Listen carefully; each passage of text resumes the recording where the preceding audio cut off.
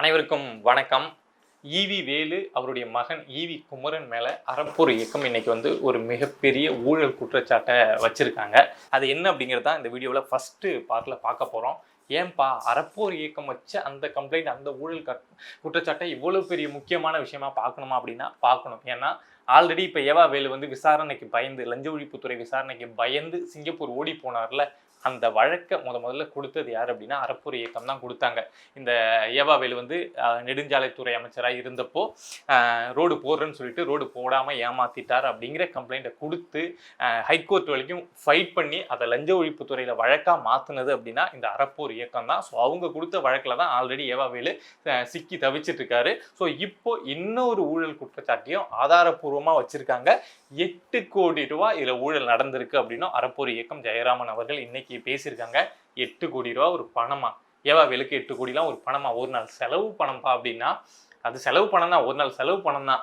ஆனால் இதுக்கு முன்னாடி லஞ்ச ஒழிப்புத்துறைக்கு பயந்து சிங்கப்பூர் நான் மருத்துவமனைக்கு போகிறேன்னு ஓடி போனார்ல, அது 3 கோடி ரூபா சம்மந்தப்பட்ட வழக்கு தான். ஸோ வழக்கை பொறுத்த வரைக்கும் அமௌண்ட் சின்னதாக இருக்கும். அப்படி இருந்தால் மட்டும்தான் கேஸ் ஸ்ட்ராங்காக நிற்கும். ஸோ இன்னைக்கு அறப்போர் இயக்கம் ஜெயராமன் அவர்கள் என்ன குற்றச்சாட்டை நம்ம ஏவா வேலு மேலே வச்சிருக்காங்க, அவங்க மகன் மேலே வச்சிருக்காங்க அப்படின்னா, 2025 எண்டில் திமுக தமிழ்நாடு முழுக்க நிறைய மாநாடுகள், மண்டல மாநாடு, இளைஞரணி மாநாடு அப்படிலாம் போட்டுட்டு இருந்தாங்க. ஸோ அதில் திருவண்ணாமலையில் ஒரு மாநாடும் நடந்தது. ஸோ அந்த மாநாட்டுடைய இன்சார்ஜ் யார் அப்படின்னு பார்த்தீங்கன்னா நம்ம ஏவா வேலு தான். கிட்டத்தட்ட ஒரு 120 ஏக்கர் பரப்பளவில் ரொம்ப கிராண்டாக அந்த நிலத்தெல்லாம் சரி பண்ணி அந்த மாநாடு அப்படிங்கிறத நடத்தி முடிச்சாங்க. ஸோ இந்த மாநாட்டை வச்சு தான் ஜெயராமன் அவர்கள் குற்றச்சாட்டியே வைக்கிறாங்க. அந்த மாநாட்டுக்கான அந்த இடம் ரெடி பண்ணுறது இருக்குல்ல, ஒரு மாநாடு நடக்கணும், அத்தனை 1000 பேர் வராங்க அப்படின்னா அதுக்கான ஒரு இன்ஃப்ராஸ்ட்ரக்சர் உருவாக்கணும்ல. ஸோ அதில் இந்த குடும்பம் சேர்ந்து கும்மி அடிச்சிருச்சு அப்படிங்கிறது தான் இந்த ஜெயராமன் அவர்கள் வைக்கக்கூடிய குற்றச்சாட்டு. என்ன அப்படின்னா, அந்த மாநாடு நடந்த இடம் ஒரு 120 ஏக்கர். யாருக்கு சொந்தமான இடம் அப்படின்னு பார்த்தீங்கன்னா, ஈவி வேலுடைய மகன் ஈவி குமரனுக்கு சொந்தமான இடம். 2024 அந்த இடத்த வாங்கியிருக்காங்க அப்படின்னு ஜெயராமன் அவர்கள் சொல்றாங்க. ஸோ அந்த நிலம் வாங்கினாங்க அப்படின்னா, ஒரு 100 ஏக்கர்லாம் வாங்கினாங்க அப்படின்னா கரடு முரடா கிடக்குமா? ஸோ அந்த டைமில் 25 மண்டல மாநாடு நடத்த சொல்லி இன்சார்ஜ் நம்ம ஏவா வேலுக்கு கொடுக்குறாங்களா?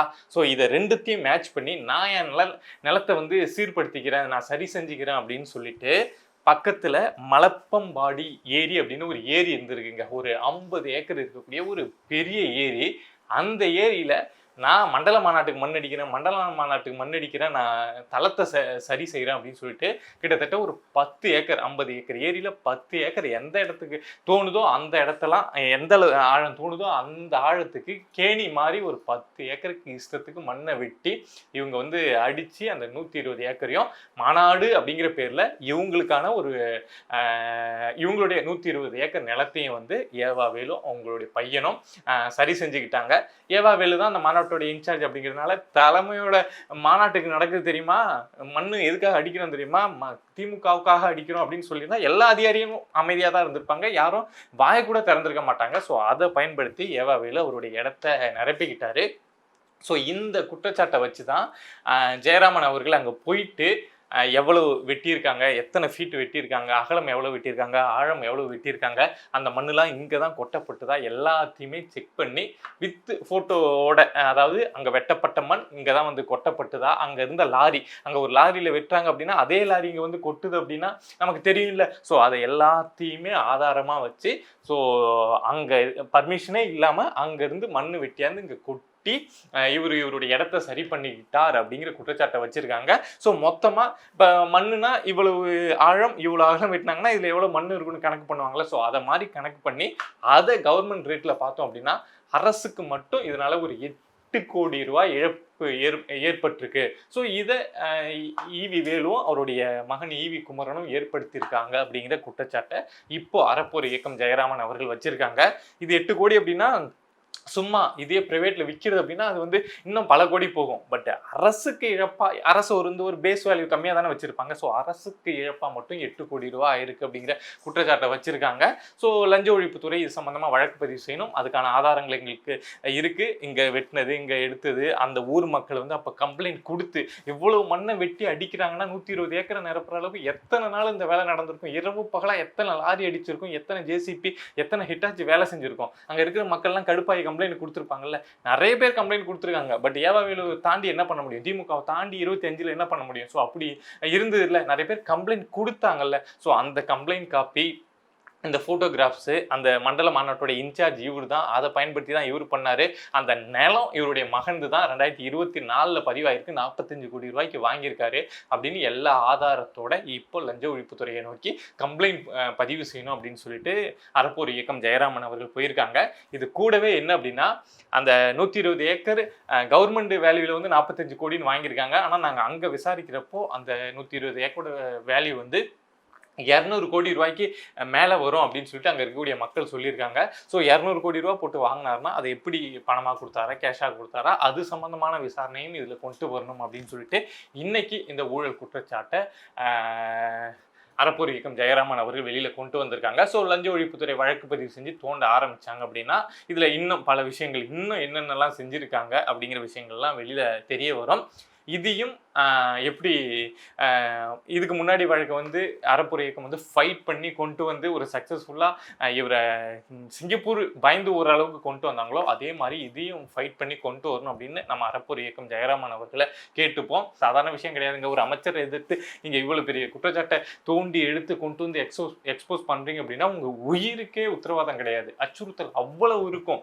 ஏற்கனவே நீங்கள் ஏவாவேலு இப்படி பண்ணியிருக்கீங்க அப்படிங்கிறப்போ எப்படி தான் ஜெயராமன் அவர்கள் இவ்வளோ துணிச்சலோட தைரியத்தோட செய்கிறாங்க, எப்படி இந்த திமுக கும்பலை ஒரு விட்டு வச்சிருக்கு அப்படிங்கிறது உண்மையாலுமே ஆச்சரியத்துக்குரிய ஒரு விஷயம். பட் அதை தாண்டி இன்னொரு வழக்கையும் இதை மாதிரி நான் எக்ஸ்போஸ் பண்ணுறேன் அப்படின்னு கொண்டு வந்திருக்காங்கல்ல, அதுக்கெல்லாம் தனி தைரியம் வேணும். அவங்களுக்கு கண்டிப்பாக அறப்போர் இயக்கம் டீமுக்கும் அவங்களுக்கும் ஒரு பெரிய வாழ்த்துக்களை சொல்லிப்போம். அடுத்ததான் ஒரு விஷயம் என்ன அப்படின்னா, ஆம்ஸ்டாங் கொலை வழக்கை பற்றி நம்ம பெருசாக எங்கேயுமே பேசியிருக்க மாட்டோம். ஏன் அப்படின்னா அந்த கொலை வழக்கில் வந்து உண்மை வெளியில் தெரிய வரும், குற்றவாளி கண்டுபிடிக்கப்படுவாங்க அப்படிங்கிற நம்பிக்கை எனக்கு இல்லவே இல்லை. ஏன் அப்படின்னா தெரியும், இன்னொருத்தவனை சுட்டு கொள்றாங்க, திருவேங்கடம்னு ஒருத்தவனை சுட்டு கொள்றாங்க, 20 பேரை கைது பண்ணோம், 30 பேரை கைது பண்ணோம், 100 பேரை விசாரித்தோம் அப்படின்னு சொல்கிறாங்க. போலீஸ் விசாரிக்கிறாங்க, சிபிசிஐடி வருது, திரும்ப சிபிஐக்கு போகுது அப்படின்னு இந்த வழக்கு குழப்பிக்கிட்டே இருந்ததுனால அந்த வழக்கில் உண்மையான குற்றவாளி தெரியாது, திமுக காரன் மூடி மறைச்சிரும் அப்படிங்கிறனால அந்த வழக்கை பற்றி நான் பெருசாக நம்ம சேனலில் பேசினதே கிடையாது. அந்த மர்டர் நடந்தப்போ பேசியிருக்கேன், பட் அதுக்கப்புறம் அதை நான் ஃபாலோ பண்ணி பேசினது கிடையாது. ஏன்னா அந்த வழக்கில் உண்மை வெளியில் வரும் அப்படிங்கிற நம்பிக்கை எனக்கு இல்லை. பட் இப்போ ஏன் பேசுகிறோம் அப்படின்னா, அந்த வழக்கு சம்பந்தமான ஒரு இன்ஸ்பெக்டர் வந்து ஆல்ரெடி வெயிட்டிங் லிஸ்ட்டில் போடப்பட்டு அதுக்கப்புறம் கைது செய்யப்பட்டிருந்தார். இன்றைக்கி அவர் புழல் சிறையில் அடைக்கப்பட்டிருக்கார். அவர் யார் அப்படின்னு பார்த்தீங்கன்னா, பரங்கிமலை ஸ்டேஷனுடைய இன்ஸ்பெக்டர் முகமது புகாரி. அவரும் அப்புறம் ஃப்ரெண்ட்ஸ் ஆஃப் போலீஸில் லிங்க்கில் இருப்பாங்கள்ல, ஸோ இவர் கூட லிங்க்கில் இருந்து சீனிவாசன் அப்படிங்கிற 2 பேரை வந்து புழல் சிறையில் அடைச்சிருக்காங்க.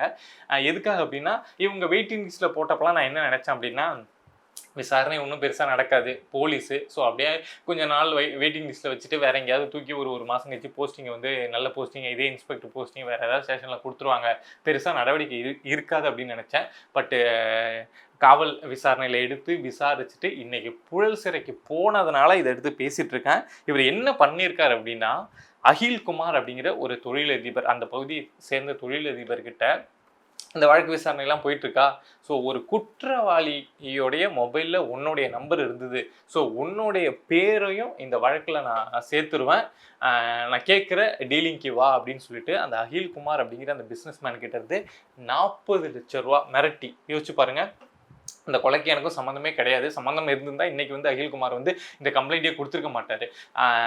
அந்த கொலைக்கு எனக்கும் சம்மந்தமே கிடையாது. ஆனால் ஒரு இன்ஸ்பெக்டர், அந்த வழக்கு விசாரணையில் இருக்கக்கூடிய இன்ஸ்பெக்டர், அவர் வந்து மிரட்டி என்கிட்ட 40 லட்ச ரூபா, நான் கஷ்டப்பட்டு உழைச்சி சம்பாதிச்ச பணத்தை 40 லட்ச ரூபாயை மிரட்டி இவ்வளவு நாளாக இந்த முகமது புகாரி வந்து வாங்கி அவர் கூட இந்த ஸ்ரீனிவாசன் அப்படிங்கிற ஃப்ரெண்ட்ஸ் ஆஃப் போலீஸில் இருக்கக்கூடிய நபரும் வாங்கி சாப்பிட்ருக்காங்க. ஸோ இப்போ இந்த சிபிஐ விசாரணை வந்ததுக்கப்புறம், இப்போ ஆட்சி மாற்றம்லாம் வந்ததுக்கப்புறம் இது அகில்குமார் அவர்கள் கம்ப்ளைண்ட்டாக கொடுத்து இப்போது இந்த புகாரி அவர்களுக்கு இந்த விஷயம் நடந்திருக்கு. இப்போ கூட ஆம்ஸ்டாங் அவர்கள் கொலை இல்லை யார் உண்மை அதெல்லாம் தெரியுமா அப்படின்னு நமக்கு தெரியல. பட் அதில் இருந்த ஒரு அதிகாரி எவ்வளவு கேவலமான விஷயத்தை செஞ்சுருக்கார் அப்படிங்கிறத நம்ம யோசிச்சு பார்க்கணும். அதை தாண்டி திருவேங்கடம் அப்படிங்கிற ஒரு நபர் இந்த ஆம்ஸ்ட்ராங் கொலை வழக்கில் துப்பாக்கியால் சுட்டு என்கவுண்டர் செய்யப்பட்டார்ல, அந்த என்கவுண்டரை பண்ணதும் இந்த முகமது புகாரி தான், அவங்க டீம் தான், இவர் தலைமையிலான டீம் தான். இவர் தான் சுட்டதே அந்த திருவேங்கடம் அப்படிங்கிற நபர். இவன் தான் அதில் முக்கிய குற்றவாளி, தப்பிக்க ட்ரை பண்ணா அப்படின்னு சொல்லிட்டு. ஸோ அப்படி சுட்டு கொண்டார்னா இவருக்கு வேற ஏதாவது லிங்க் இருக்கும். யார் சொல்லி சுட்டு கொண்டாரு, என்னத்துக்காக திருவேங்கடத்தை சுட்டு கொண்டார் அப்படிங்கிற விஷயத்தையும் இங்கே காவல்துறையினர் வந்து விசாரிக்க வேண்டியது அப்படிங்கிறது ரொம்ப அவசியம். அதை தாண்டி ஒரு இன்ஸ்பெக்டர் ஒரு பிஸ்னஸ் மேன்கிட்ட மட்டும் இந்த கொலை வழக்கில் 40 லட்சம் ரூபாயை மிரட்டி வாங்கியிருக்காரு அப்படின்னா, இன்ஸ்பெக்டருக்கு மேலே இருக்கக்கூடிய அதிகாரி, சென்னை கமிஷனராக இருந்த அருண், அவர் கிரேடில் இருக்கக்கூடிய நபர்கள் எல்லாம் இந்த கொலை வழக்கில் யாரை மிரட்டி எவ்வளவு பணம் வாங்கியிருக்காங்க, எவ்வளவு பணம் வாங்கிக்கிட்டு யாரை தப்பிக்க வச்சுருக்காங்க அப்படிங்கிறத யோசிக்கவே முடியல. ஒரு இன்ஸ்பெக்டர் 40 லட்ச ரூபா வாங்குறாங்க அப்படின்னா, நம்ம அருணை ஐபிஎஸ் அவர்களுக்கெல்லாம் இந்த வழக்கில் பெரிய, நம்ம சேகர் பாபு இந்த வழக்கை பற்றி பேசினா நிறைய போகணும்னு வைங்களேன். திமுக காரங்க ஒவ்வொருத்தவனும் இதுக்குள்ளே வருவான், சேகர் பாபு வருவார், அருண் ஐபிஎஸ் வருவார் அப்படின்னு மாற்றி எல்லாமே வருவாங்க. ஸோ அவங்க லெவலெல்லாம் டீலிங் போயிருந்தது அப்படின்னா, தப்பிக்க வைக்கிறதுக்கு எவ்வளோ பேர்கிட்ட எத்தனை கோடி ரூபா, நம்ம அருண் ஐபிஎஸ் வந்து நம்ம சொத்து குவிப்பு வழக்கில் தான் உள்ளே போவார்னு சொல்லிட்டு இருக்கோம். பட் இந்த வழக்கெல்லாம் தோண்டி எடுத்தாங்க அப்படின்னா, தப்பிக்க வைக்கிறதுக்கு எத்தனை பேர்கிட்ட எத்தனை கோடி ரூபா வாங்கினாரு, உள்ளே இழுத்து மாட்டி விட்டுருன்னு சொல்லி எத்தனை பேரை மிரட்டி இன்னும் எத்தனை அதிகாரிகள் எவ்வளோ வாங்கினாங்க அப்படின்னு யோசிச்சா, இந்த வழக்கை வச்சு ஆம்ஸ்ட்ராங் செத்து போயிட்டாரு, அங்கே இருக்கக்கூடிய அதிகாரிகள் எல்லாம் சேர்ந்துக்கிட்டு பெரிய பெரிய ஆளுங்கள்லாம் மிரட்டி புழைச்சிட்டு இருக்காங்க அப்படிங்கிறது மட்டும் நமக்கு தெளிவாக தெரியுது. நாம் என்ன சொல்லிட்டு இருந்தோம் அப்படின்னா, அருண் ஐபிஎஸ் வந்து சொத்து குவிப்பு வழக்கில் மாட்டுவார் அப்படின்னு நினைச்சோம். பட் சிபிஐ வந்து இந்த வழக்கு விசாரணையை இப்போ கொண்டு போகிற மாதிரி அப்படியே டைட்டாக கொண்டு போனாங்க அப்படின்னா, சொத்து குவிப்பு வழக்கில் போகிறதுக்கு முன்னாடி இந்த வழக்கில் நம்ம அருண் ஐபிஎஸ் வந்து உள்ளே போகிறதுக்கான வாய்ப்பு உண்டு. இவர் உள்ளே போனார் அப்படின்னா நம்ம சேகர் பாபு வந்து கூடையே துணை பிடிச்சிக்கிட்டே போய் ஆகணும். என்னென்ன நடந்திருக்கு அப்படிங்கிறது நமக்கு தெரியும். இதில் சேகர் பாபுக்கு எப்படி லிங்க்கு உங்களுக்கு தெரியல அப்படின்னாலும் அது வந்து ஒரு பெரிய கதை அப்படின்னு வைங்களேன். சேகர் பாபுக்கும் ஆம்ஸ்ட்ராங் அவர்களுக்கும் என்ன சண்டை அப்படிங்கிறதுலாம் ஒரு பெரிய கதைன்னு வைங்களேன். ஸோ லிங்க் அப்படிங்கிறது இருக்குது. ஸோ அது அருண் ஐபிஎஸ் அவர்களும் சேகர் பாபு கூட லிங்க்கில் இருந்தாங்க அப்படிங்கிறது எல்லாருக்குமே பரவலாக தெரிஞ்ச விஷயம். ஸோ சிபிஐ முறையாக விசாரணை நடத்துனாங்க அப்படின்னா தொக்கா நம்ம சேகர் பாபு, அருண் ஐபிஎஸ் அவர்களும் மாட்டுவாங்க. ஸோ என்ன பண்ணுறாங்க அப்படின்னு பார்ப்போம்.